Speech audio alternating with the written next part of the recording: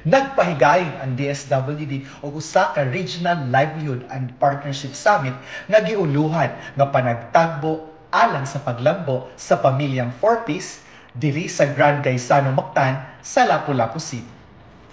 Ang maong kalihukan nagtigom og hapit 700 nga mga benepisyaryo sa 4-piece gikan sa Lapu-Lapu City, Cordova, Mandawi City, Cebu City, Consolacion ug Liloan. Sa mensahe ni DSWD Regional Director Shalene Marilocero, iyang gidasig ang mga benepisyaryo nga mamuhunan sa kahanas alang sa pangtrabaho. Sa iyong kahibalo, pang-invest sa iyong skills.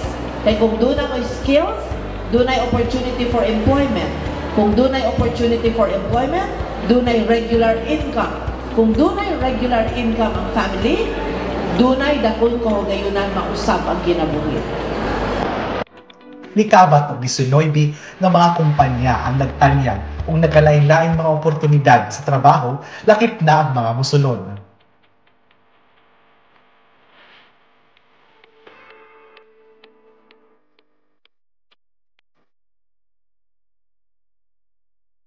Aron masapalig-on pa ang suporta alang sa mga benepisyaryo, ang mga kauban nga national government agencies ug civil society organizations niapil usab aron madalit ang ilang mga programa o serbisyo.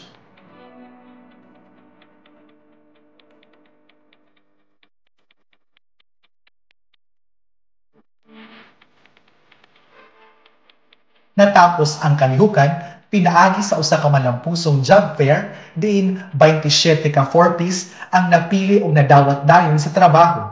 Samtang ang ubang aplikante nagpaabot sa dugang mga interview o examination alang sa posibleng pang-empleyo. Kadaghanan sa mga nadawat mo trabaho isip utility staff, sales clerk, production crew, cashier o electrical technician. Alang sa duwang kasayuran, bisita mo siya social media page sa DSWD Field Office 7, Central Visayas. Kini si Kerwin Mahopia, alang sa DSWD Central Visayas.